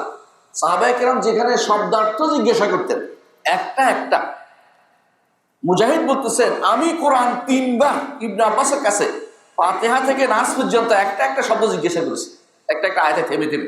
সেখানে এটা অর্থ জিজ্ঞাসা করেন নাই। এরা মিথ্যাচার করে, অবশ্যই অর্থ জিজ্ঞাসা করেছেন। আর এরা বলে তাদের মতো যে এরা পড়তে পারে না, মূর্খদের মতো শুধু কোরআন যেভাবে পড়ে যায়, এরাও এরকম সাহাবায়ে কেরাম পড়ে গেছে, অর্থ জানেন নাই, এবং আমরা এগুলি অর্থ জানবো না। এগুলি হচ্ছে সাহাবায়ে কেরামকে জাহেল বানানো এবং উম্মতের প্রথম যারা তাদেরকে জাহেল বানানো। এদের আটকে যায় আটকে যায় ওই সময় যে বুখারী রাহমাতুল্লাহ আলাইহি তাদের তার কিতাবে এই সিফাতগুলির অর্থ সাহাবায়ে কেরাম তাবেঈনদের থেকে নিয়ে আসছে। কি আনছে? ইস্তাওয়া অর্থ করছে সাআদা, আলা ওয়ারতাফা, উপরে উঠছে। এখন বলে কি বল, তুমি তো জানো না, ও বুখারী জানছে তো, বুখারী সাহাবী থেকে আনছে, ইবনে আব্বাস থেকে আনছে তো। বলো যে এগুলি মানি না, মানে মোট কথা হচ্ছে মানে না। বুঝলেন তো কথা? এগুলি মানে না, ওনারা এগুলি মানতে রাজি নেই। বুখারীর কথা মানবে না। কার কথা মানবে না? বুখারী তো পরে আসছে, তো কে আসছে? আগে কে আসছিল? আপনাদের কোন আগে আসছিল? কেউ আসে নাই। আবু হানিফা তো নিজে সাব্যস্ত করেছে উপরে থাকার কথাটা, না এটা মানি না। তো কেন মানেন না? আমাদের ইমাম মাতুরিদি তো বলে নেই। মাতুরিদি তো ওরা পরে আসছে, 300 হিজরির পরে, নেককাররা চলে যাওয়ার পরে আসছে এই লোক। আমি যদি এখন যদি কোনো কেউ বলে যে বাইতুল মাকাররম খতিব সাহেব মানে না, এই জন্য কোরআন এটা বাদ দিয়ে হইলে হবে, পাগলামি কথা বলবেটা কে? তো মাতুরিদি কে? শত শত ইমাম চলে গেছে, সাহাবায়ে কেরাম চলে গেছে, তাবেঈরা চলে গেছে, ইমামরা চলে গেছে, মুহাদ্দিসিনরা চলে গেছে। আর এরপর মাতুরিদি এসে হাদিসের যুগ পার হওয়ার পরে, যখনকার কথা বক্তব্য গ্রহণযোগ্য না, 3 যুগ পার হওয়ার পর, সোনালী 3 যুগ পার হওয়ার পরে বেটা আসছে এগুলি অপব্যাখ্যা না অর্থহীন করতে, আপনি খুশি হয়ে নিয়ে নিলেন। এর অর্থ হচ্ছে আপনি সলফে সালেহীনকে জাহেল বানালেন, সাহাবায়ে কেরাম তাবেঈন ইমামদেরকে জাহেল বানালেন। আর কি? আল্লাহর সম্পর্কে খারাপ ধারণা করলেন যে আল্লাহ আমাদেরকে এগুলি জ্ঞান না দিয়ে আমাদেরকে মূর্খ রাখতে চেয়েছে। বুঝলেন না কথাটা? অথবা আপনি কি করলেন? প্রকাশ্য অর্থের বিরুদ্ধে আপনি চলে গেলেন। প্রকাশ্য অর্থ আছে, সবাই বুঝে। কোরআনে কারিমে ইস্তাওয়া শব্দ অর্থ আছে, কিন্তু আল্লাহ তাআলা কোরআনে বলছে সুম্মাস, না এটা তো আছে অন্য জায়গাতে, আল্লাহ তাআলার সাথেও মানুষের সাথে ব্যবহারে ইস্তাওয়া শব্দ আছে। কি বলছে আল্লাহ তাআলা? ফাইজাস্তাওয়াইতা আনতা ওয়া মান মা'আকা আলাল ফুলকি, এ নূহ, যখন আপনি এবং আপনার সাথীরা নৌকার উপরে উঠবেন, যখন উঠবেন তখন কি বলতে বলছে? তখন যেন বলেন আলহামদুলিল্লাহিল্লাযী নাজ্জানি মিনাল কওমিদ যালিম, আলহামদুলিল্লাহ, শুকরিয়া যিনি আল্লাহ তাআলা আমাদেরকে জালেম কওম থেকে বাঁচিয়ে দিয়েছেন। তাহলে অর্থ তো এখানে বুঝছেন, এখানে তো বুঝেন না, এখানে তো বলেন, এখানে কিন্তু এটা বলে না যে আল্লাহ যখন আপনি এবং আপনার কওম নৌকার উপরে ইস্তেওয়া করবেন, এখানে এটা বলে না। এখানে ঠিকই উঠার অর্থ করে, এখানে উঠার অর্থ করে, কিন্তু ওইখানে যাই আল্লাহর সাথে যখন আসে ওর অর্থ জানি না। কেন এটা অর্থ করেন সবাই জানে, ওইখানে জানছেন আপনি একটু আগে, আপনি মিথ্যা বলতেছেন, আপনি একটু আগে জেনেছেন, অর্থ করেছেন অন্য জায়গাতে, ঠিকই ইস্তেওয়া শব্দ আছে। এর কোরআন কারীমে আল্লাহ তাআলা অন্য আয়াতে বলেছেন, হ্যাঁ, অন্য আয়াতে বলছেন যে অন্য আয়াতে বলছেন যে যখন একজন মানুষ সওয়ারির উঠে উঠে তখন কি বলে? দোয়া করতে বলেছেন, সুবহানাল্লাযী সাখখারা লানা হাযা ওয়া মা কুন্না লাহু মুকরিনিন ওয়া ইন্না ইলা রাব্বিনা লামুনকালিবুন। ওখানে ইস্তাওয়া আর যহর আছে, পিঠের উপরে উঠে আছে, ওখানে ঠিকই মানে ইস্তাওয়া তো উপরে উঠা মানে। কিন্তু যখনই আমরা বলি যে ইস্তাওয়া আর আরশে করা, না এটা অর্থ জানি না। আরে একই শব্দ ওখানে জানছো, এখানে জানো নাই, কেমনে বলো? ওটা তো জানছো তুমি, ওখানে অর্থ। এটা তো এমন কিছু না যে এটা তো আলিফ লাম মিম সাদ না, এটা তো আলিফ লাম মিম সাদ না, মুতাশাবিহ কিছু না, তো জানো না কেন বলছো? বলে না না না এটা জানি না, এর অর্থ হচ্ছে মিথ্যা চাল। বুঝতে কথাটা? মানে ইচ্ছা করে জানবে না। এর মাধ্যমে তারা সরাসরি সলবে সালিন তরিকার বিরুদ্ধে গেছে। এর মাধ্যমে তারা প্রকাশ্য অর্থ জানে যেটা, এটাকে অস্বীকার করতেছে। এর মাধ্যমে তারা আল্লাহর কোরআন এবং সুন্নাহকে না বুঝার দিকে গেছে এবং আল্লাহ তাআলার সিফাতকে না জানার দিকে গেছে। এর মাধ্যমে আল্লাহর মারিফত থেকে তার দূরে সরে গেছে। সুতরাং আপনি বুঝতে পারছেন দুই শ্রেণী আছে এদের। এক শ্রেণী অপব্যাখ্যা করে, এক শ্রেণী অর্থহীন করে, অর্থ নাই বলে, অর্থ অবাদ দেয়। উভয় শ্রেণী পথভ্রষ্ট। তবে এদের মধ্যে বেশি পথভ্রষ্ট হচ্ছে যারা বলে অর্থ করব না। এদের মধ্যে কে আছে? আলী হাসান ওসামা, একটা নাম ধরে বলছি কারণ হচ্ছে সাবধান করার জন্য, না বললে গুণা হবে।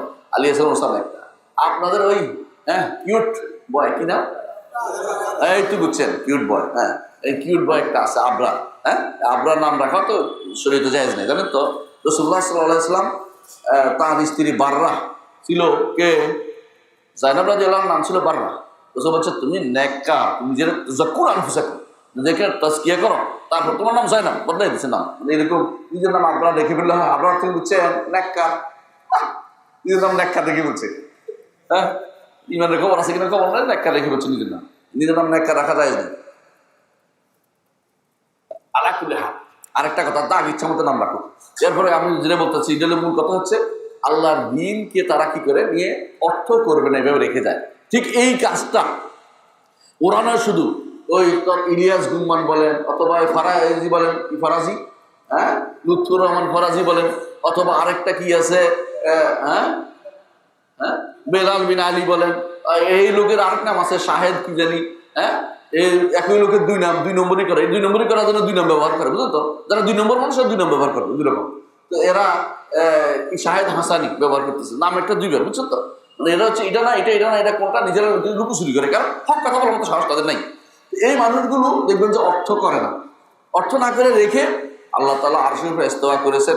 আল্লাহ তাআলা জমি, আল্লাহ তাআলা নিগত আসমানে নাজুল করেন, অর্থ করবেন, শব্দ রেখে দিবেন। আর তুমি যেমনি বলো না কেন, আরব ভাষা তো বুঝে। আমি বাঙালি দেখে তো বুঝতে পারতেছি না যে একটা বেদুইনও তো বুঝে। বেদুইন বুঝে প্রমাণ কি? বেদুইন বুঝে প্রমাণ হচ্ছে বেদুইনে বলতেছে আর রাসূলুল্লাহ সাল্লাল্লাহু আলাইহি ওয়াসাল্লাম যখন বললেন আল্লাহ তাআলা হাসছে, বেদুইনে কি বললো? যে আল্লাহ হাসেন, তার থেকে খারাপ কিছু আশা করি না। আশাটা কি বুঝছে না? বুঝে নাই। এখন তুমি তো বলো না আল্লাহ তাআলা দেখাক করছেন, দেখা করতো হাসা শব্দটা, আমি অর্থ করবো না। অর্থ না করলে বেদুইন বুঝে গেলে কেমন? হ্যাঁ, তুমি বুঝে গেলে কেমন এত তাড়াতাড়ি? বেদুইন বুঝলো না, বুঝলো, তুমি বুঝলে না কেন? তুমি বুঝো না কারণ হচ্ছে তোমার ওস্তাদে মানা করছে। এই জন্য তুমি মাতুরিদির অনুসরণ করে আমরা অস্বীকার করতেছ। মাতুরিদিও এত খারাপ ছিল না, সবচেয়ে বেশি সমস্যা করছে রাজি এই অপব্যাখ্যার পথ আবিষ্কার করে দিয়েছে। রাবি বিভিন্ন রকম অপব্যাখ্যার আবিষ্কার করেছে। আল্লাহ তাআলা তিনি শেষ জীবনে তওবা করেছেন, এজন্য তাকে আল্লাহ তাআলা ক্ষমা করে দিন, জান্নাত দিন। কিন্তু তার যে বিচার আচার রয়ে গেছে, ভুলগুলি রয়ে গেছে, ওগুলি কে সোজা করবে? ইবনে তাইমিয়া রাহমাতুল্লাহ আলাইহি এগুলি কাজ করেছেন, এগুলির বিরুদ্ধে তার বই লিখেছেন, দারুত আরদুল আকল ওয়ান নাকল, 11 খণ্ড।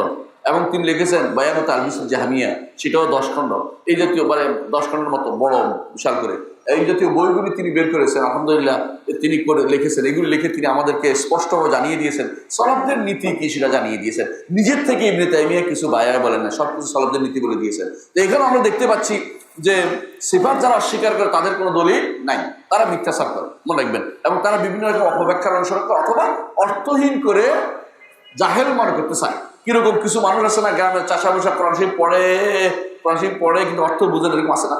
আছে এরকম। কিরকম জানেন? এক বেটা পড়তেছে কোরআনে কারীম, ওয়ালা তাকুল্লাহুমা উফফিন ওয়ালা তানহারহুমা, তোমাদের পিতা মাতাকে উফ বলিও না। বেটা তো অর্থ বুঝে না। এমন সময় মায়ের ফোন দিছে, এখন মারে বলতো মা তুমি দেখতে পাচ্ছ না আমি কোরআন শরীফ করতেছি, বুঝলেন না? কোরআন বলতেছে যে উফ বলিও না মাকে, বুঝছেন তো? কিন্তু মায়ের ফোন দিছে কেন? বেটা খেপে গেছে, আমি কোরআন শরীফ পড়তেছি, তুমি দেখো না। এরকম এরকম মনে করছে সাহাবায়ে কেরামকে, তারা মনে করছে ইমামরা বুঝে এরকম, তাবেঈনরা এরকম, কিতাব লিখছে তারা ওরকম, মানে নিজে জাহেল হলে দুনিয়া সবটাকে জাহেল মনে করে মানুষ, এরকম জাহেল মনে করে বলছে নাউযুবিল্লাহ। কিন্তু আলহামদুলিল্লাহ ওগুলো অর্থ আমরা জানি, সার্বচালেন জেনেছেন, এগুলো অর্থ কোরআন হাদিসের কিতাবে লেখা আছে, হাদিসের কিতাবে লেখা আছে, এবং আলহামদুলিল্লাহ আকীদার কিতাবগুলোতে এগুলি লেখা আছে। এই যে আকীদার কিতাব, এটা বলতে পারবো না যে ইবনে তাইমিয়ার ছাত্র, এটা ইবনে তাইমিয়ারও আগের মানুষ, উনি ইবনে কুদামা আল মাকদিসি রাহমাতুল্লাহ আলাইহি। ইবনে তাইমিয়া 728 মারা গেছে, উনি 620 মারা গেছে, বুঝছেন তো? এর অর্থ কি ইবনে তাইমিয়ার সাথে সাক্ষাৎ হয় না বলতে পারে যে উনি শিখিয়ে দিছে, এটাও বলতে পারবে না। হ্যাঁ, অনেক মানুষ আছে এরকম বলে যে আমি একদিন কথা একজনকে বলছিলাম যে এটা তো অমুকে বলছে, একজন বড় আলেমের কথা, অনেক আগে 900 হিজরিতে, বলছে উনি তো ওহাবি ছিলেন।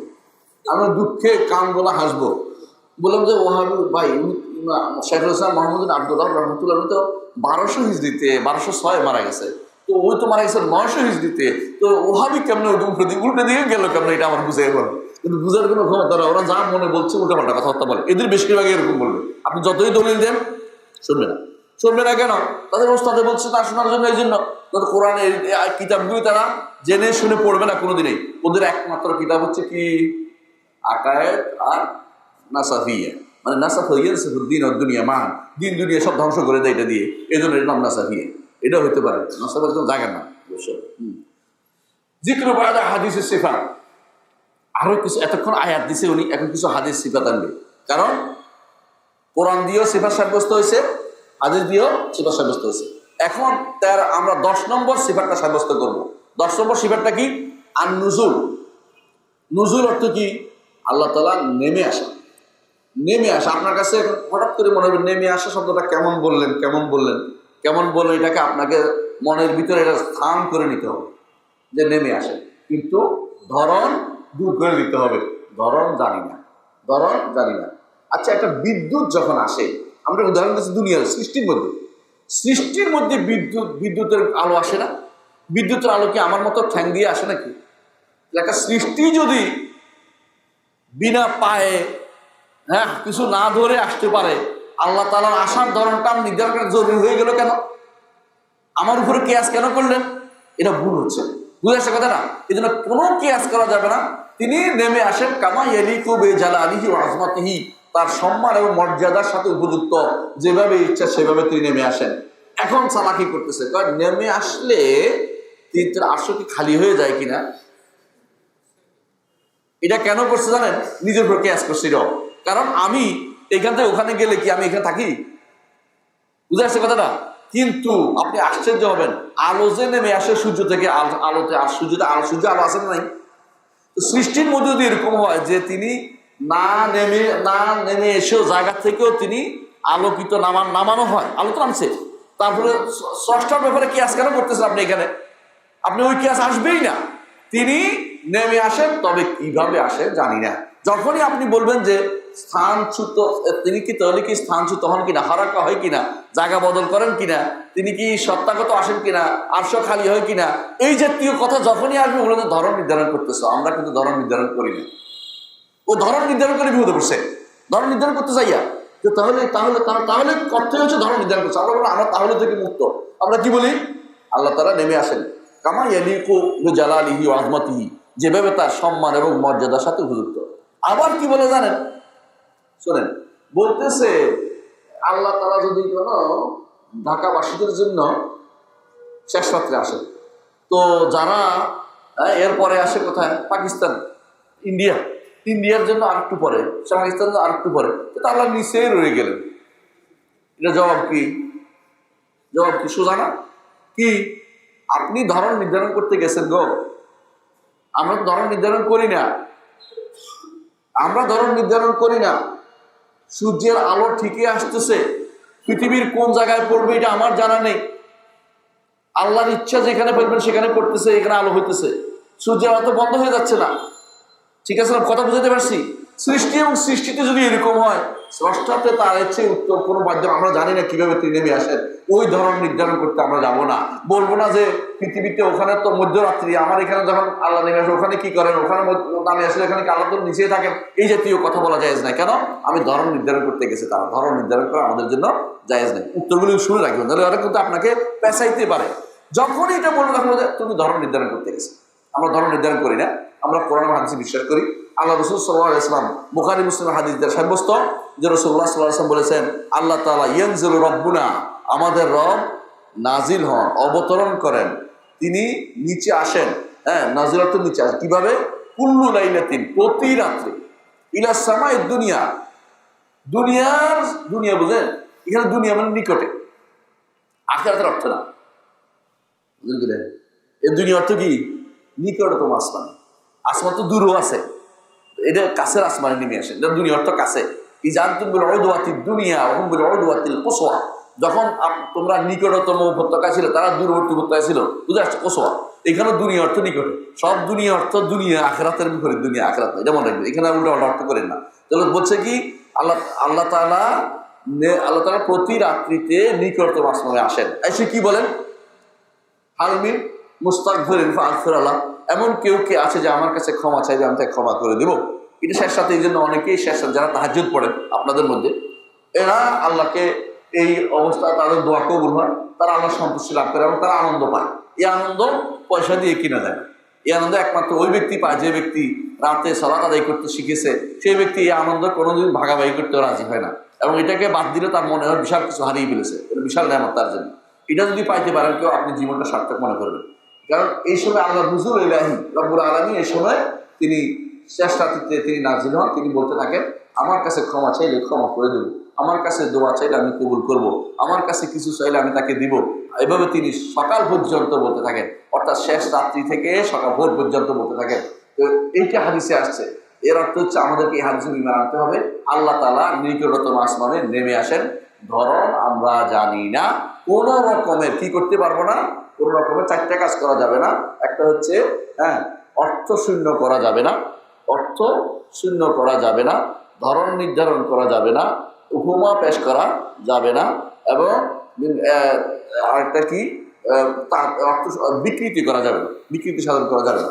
এই চারটি কাজের মধ্যে আমাদেরকে সবসময় মাথা রাখতে হবে যে যে কোনো সিফাতের কাছে চারটি কাজ সাব্যস্ত করবো, কিন্তু এগুলো ধরন নির্ধারণ করবো না। ধরন নির্ধারণ করেই তারা বিপদে পড়েছে। যত মানুষ প্রশ্ন তোলে তত মানুষ প্রথমে ধরন নির্ধারণ করতে যায়। আল্লাহ তার নেমে আসার অর্থ এরকম, আমি যেমন নামি এখানে থাকলে ওখানে থাকতে পারে, তো আরশের উপর কি আছে না? আল্লাহ তাআলা কিন্তু আরশের উপরে সত্তাগত ভাবে আছে, মনে রাখবেন একটা। কিন্তু নিকটতম আসমানে নেমে আসার বিষয়ে সত্তাগত ভাবে কেউ বলে নাই। বুঝতে পারছে কথাটা? কারণ আল্লাহ তাআলা তিনি অনেক অনেক বড়, তিনি বড় বড়, তিনি সৃষ্টির ভিতরে কখনো তার কিছু জায়গা হওয়ার মতো নয়, কোনো কিছু জায়গা হয় না। কিন্তু তিনি নেমে আসেন কিরকম, সেটা কোনো এরকম নয় যে আমরা যেমন সৃষ্টির ভিতরে ঢুকে যাই, এরকম কিছু আমরা বলি না। তো তারা যদি বলে নেমে আসা তো ঢুকে যাওয়া, তাহলে তুমি বলছো, আমরা বলি নাই, আমরা এটা বলি নাই। আমরা নেমে আসেন, কিভাবে নেমে আসেন আমরা জানি না, ধরন নির্ধারণ আমরা করি না। এটা বেঈমান আনতে হবে, এটা একটা সিফাতের বিষয়। এই হাদিসটি বুখারী মুসলিমে আসছে। বুখারী মুসলিম হাদিসের কি অস্বীকার করে তারা কিভাবে জানেন? এখন তারা বলে যে আল্লাহর রহমত নাজিল হয়। একজন বলে আল্লাহর রহমত নাজিল হয়। রহমত তো আল্লাহর রহমত তো সবসময় নাজিল হয়। আল্লাহর রহমত ওই সময় নাজিল হয়, স্পেশাল করে খাস করছো কেন? বুঝে আসছে? আল্লাহর রহমত যদি নাজিল হয়, তো হালমিন মুস্তাগফির কে বলতেছে? ওখানে নেমে কে রহমতে বলতেছে না আল্লাহ বলতেছে? আল্লাহ যদি বলে রহমতে কেমনে কথা বলবে? সিফাতে তো কথা বলে না, বলার কি আল্লাহ? তাহলে তুমি যদি কোনো আরশের উপর থেকে কথা তো এটা বলতে নিচে, তুমি রহমত নাজিল বলতেছো কেন? এটা অপব্যাখ্যা, তাহরিফ। এটার নাম হচ্ছে তাউইল, নাম দিয়ে তাহরিফ করছে তারা। এটা বলা যায় না, বলতে হবে আল্লাহ তাআলা নেমে আসেন। এটা হচ্ছে আহলুস সুন্নাহ ওয়াল জামাতের আকীদা। ওরা বিকৃতি করে, ওদের বিকৃতির জবাব আমরা একটু আগে দিয়েছি। যারা একটু বিকৃতি অর্থ, তাদের কি বলতে হবে? চারটা কথা বলতে হবে। এক নম্বর হচ্ছে এটা প্রকাশ্য অর্থে বিরোধী। 2 নম্বর হচ্ছে এটা সলফদের নীতির বিরোধী, সলফরা করেন নাই। 3 নম্বর হচ্ছে এটা এই অর্থ কি বলেছিলাম একটু আগে। 3 নম্বর হচ্ছে যে দলিল বিরোধী, এগুলোর পক্ষে কোনো দলিল নেই, এটার পক্ষে কোনো দলিল নেই। আর 4 নম্বর হচ্ছে এটা ইহুদি নাসারাদের পদ্ধতি, এটা আহলুস সুন্নাহ, এটা ইমানদারদের মুসলিমের পদ্ধতি হতে পারে। মুসলিম কি বলে? আমান্না ও সাল্লামনা, সামি'না ওয়া আতা'না, ঈমান আনলাম, মেনে নিলাম, শুনলাম এবং গ্রহণ করে নিলাম। ইমানদার এইটা, মুসলিমরা এটা বলে। এটা আহলুস সুন্নাহ জামাতের মুসলিমদের কাজ নয় অপব্যাখ্যা করা। তোমরা 4 ধরনের ভুলের মধ্যে আসো, এটা তাদেরকে বলতে হবে।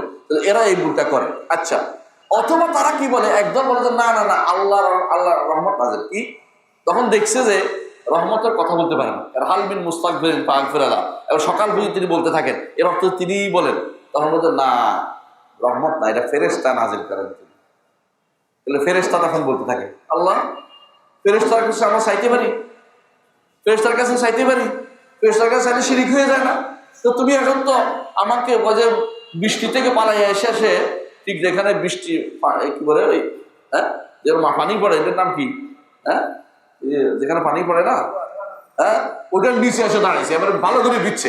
এতক্ষণ সে আল্লাহর জন্য সিফাত সাব্যস্ত না করে এসে এখন ফেরেশতা নাযিল, ফেরেশতার কাছে আমরা চাইতে পারি।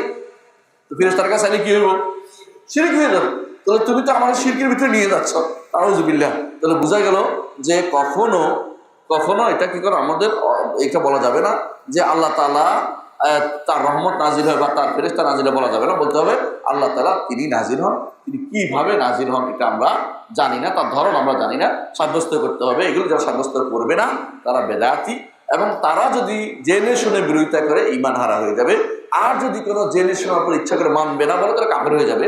হ্যাঁ, প্রথম বেদাতি থাকবে, গুনাহগার থাকবে, নামাজ হবে। কিন্তু যদি আল্লাহকে সর্বোচ্চ বিরাজমান মনে করে, তারা কাফের হয়ে যাবে। এটা আগে নামাজ হবে না, তার পিছনে। আর এটা তো এগুলো কাফের, নামাজ হলেও তাকে বদলানোর চেষ্টা করতে হবে এই ইমামকে, যে বিশ্বাস করে। বুঝা যাচ্ছে কথাটা? কত নম্বর গুণ গেল? 10 নম্বর। 11 নম্বর গুণ আমাদের ইমাম ইবনে কুদাম আল মাকদিসি বর্ণনা করতেছেন যে একটা হাদিস বলছেন নুজুল হাদিস, যেভাবে আল্লাহ তাআলা নামিয়ে আসেন। এরপরে বলছেন ওয়া আজাব রাব্বুকা মিনাশ শাব্বে লাইসা লাহু সাবওয়া। এই হাদিসটা দুর্বল। তারপরে তিনি আনছেন, আমরা আল্লাহ তাআলার জন্য অযোগ্য সাব্যস্ত করেছে। অযোগ্য অর্থ কি? আশ্চর্য হওয়া। একটা হলো ইয়াজব, আশ্চর্য হওয়া, ইয়াজব। একটা হলো অজুব আছে, এটা হলো অজুব বিন, এটা আজীব অর্থ, আশ্চর্য হওয়া। আশ্চর্য হওয়ার অর্থটা কি? আপনি আশ্চর্য কখন হন? কোনো কিছু না জানি। আল্লাহর জন্য ওই হিসাবে আশ্চর্য সাব্যস্ত করি না আমরা। আমরা কি হিসাবে করি? অনেকে আছে বান্দার কর্মকাণ্ড দেখে আশ্চর্য হন। আপনার ছেলে কি করছে দেখে আপনি খুশি হন না? মাঝে মধ্যে খুবই আশ্চর্য হন যে কেমনে পারলো, পড়াটা কেমনে পারলো, কাজটা কেমনে করলো, এই আশ্চর্য হন না? এই আশ্চর্য হওয়ার অর্থ নয় যে আপনি জানতেন না, তা না। আপনি আশ্চর্য হচ্ছেন কি নিয়ে? খুশি হয়ে। আপনি আশ্চর্য হচ্ছেন তার কর্মকাণ্ড দেখে। এই হিসেবে আল্লাহর জন্য অজব সাব্যস্ত করতে হবে। আহলুস সুন্নাত ওয়াল জামাত তার জন্য অজব সাব্যস্ত করে, তবে তার জন্য এটা ধরন কিভাবে তিনি করছেন এটা আমরা বলি না, বরং অর্থটা আমরা করি। হ্যাঁ, অবশ্যই আল্লাহর জন্য আশ্চর্য হওয়া সাব্যস্ত করতে হবে। দলিল কি? দলিল হচ্ছে রাসূলুল্লাহ সাল্লাল্লাহু আলাইহি ওয়াসাল্লাম হাদিস, আল্লাহ তাআলা তো আপনার রব আশ্চর্য হন ওই যুবক থেকে যেই যুবক কোনো প্রেমের টান নাই। বুঝলেন না কথাটা? নারী বিরোধী টান নেই না। সাধারণত যুবক মানেই একটা টান থাকে, কিন্তু দুর্বলটা হাদিসটা দুর্বল। এর বিপরীতে আমরা হাদিসের বিপরীতে আরো সহিহ হাদিস আছে। সহিহ হাদিস দ্বারা প্রমাণিত হয় যে আল্লাহ তাআলা, সহিহ হাদিস দ্বারা প্রমাণিত হয় যে আল্লাহ তাআলা আশ্চর্য হন। দলিল কি? দলিল একদম হাদিসে আছে, রাসূলুল্লাহ সাল্লাল্লাহু আলাইহি ওয়াসাল্লাম কোরআনে কারীমে আছে।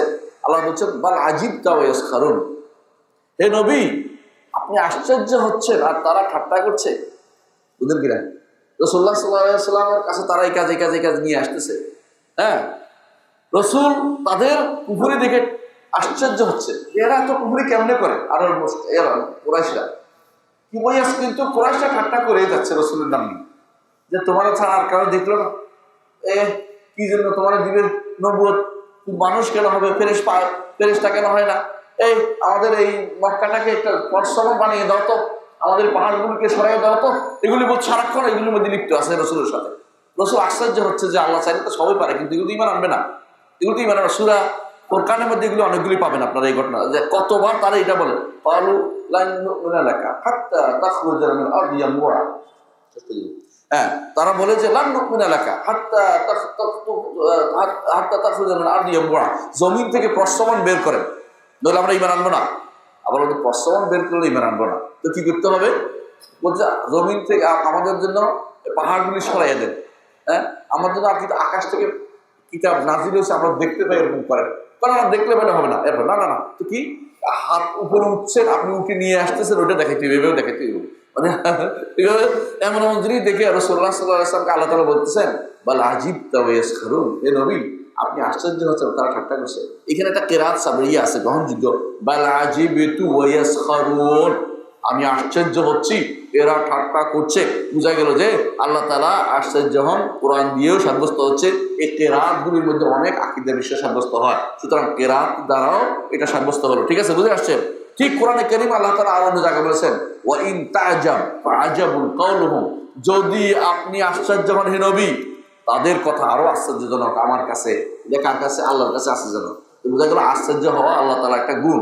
অনুরূপভাবে রাসূলুল্লাহ সাল্লাল্লাহু আলাইহি ওয়াসাল্লাম বলেছেন, সহিহ হাদিসে এসেছে যে একদিন রাসূল বললেন যে কে আছে তোমাদের আমার মেহমানকে খানা খাওয়াবে। আরবদের মদিনার অবস্থা খুবই দুর্বল ছিল, অনেকের খাওয়ার বসে ছিল না। তো এক সাহাবী দাওয়াত দিলেন যে আমার বাসায়, ইয়া রাসূল আমার বাসায় পাঠাই দিন। বাসায় নিয়ে দেখা যায় বউগতির কিচ্ছু নেই, বাচ্চাদের খাবারটা আছে শুধু, আমাদেরও খাবার নেই। তো বাচ্চাদেরকে কথা বলতে বলতে ঘুম পাড়াই দিছে। আসে না, ছোটো বাচ্চারা ঘুমাই যায়, ঘুমাই গেছে আর উঠে নেই, থাকে কিছু হবে না, 2-4 দিন না খাইলে কিছু হয়। তো কি করছে, ওনার খাবার সামনে দিয়ে বাতি নিভেই দিছে। তখন বিদ্যুৎ ছিল না, বউ দাঁড়ায় উঠে আবার জ্বালাই দিবে এরকম না, নিভেই দিছে, এখন জ্বালাবে খান। উনি খেয়ে গেছে, দুইজনে হাত নিচে আর মুখে নিচে, আসলে কিছু খায়নি। রাসূলুল্লাহ সাল্লাল্লাহু আলাইহি ওয়াসাল্লাম সকালবেলা বললেন যে লাকাদ আজিবাল্লাহু আযজা ওয়া জাল্লা, আল্লাহ তাআলা আশ্চর্য হয়েছেন অমুক এবং অমুক বেটা এবং বেটির উপরে, যারা যারা মেহমানদারি করছে এইভাবে এইভাবে। আল্লাহ তাআলা আয়াত নাযিল করলেন ইউসিরুনা আলা আনফুসিহিম ওয়ালাউ কানা বিহিম খাসাসা, নিজেরা খেতে ক্ষুধার্ত থাকলেও অন্যকে তারা খাওয়ায়, এই আয়াত নাযিল করলেন। তো এখানে কি পাইলাম? আল্লাহ তাআলা আশ্চর্য হয়েছে। অন্য বর্ণনা আসছে আল্লাহ তাআলা হাসছেন, এটাও আসছে হাদিসে। বোঝা গেল যে আশ্চর্য হওয়াটা বুখারী হাদিস, বুখারী হাদিস। আল্লাহ আশ্চর্য হওয়াটা আল্লাহর একটা গুণ, এটাকে স্বীকৃতি দিতে হবে। এইটাকে কোনো ক্রমে বিকৃতি করা যাবে না, অর্থশূন্য করা যাবে না, ধরন নির্ধারণ করা যাবে না এবং উপমা পেশ করা যাবে না। এটা আল্লাহ তাআলার জন্য উপযুক্ত যেভাবে সেরকম একটা আশ্চর্য অবশ্যই সাব্যস্ত করতে হবে। বেদাতীরা কি বলে? বেদাতীরা বলে না, আশ্চর্য হওয়ার অর্থ পুরস্কার দিবে। নতুন করে এটা বানাইছে, পুরস্কার দিবে। আরে পুরস্কার দিবে, এটা কি প্রকাশ্য অর্থ বিরোধী? বলছে না, 4টে উত্তর প্রকাশ্য অর্থ বিরোধী। 2 নম্বর হচ্ছে যে এইটা সালফে সালেহিনের নীতির বিরোধী।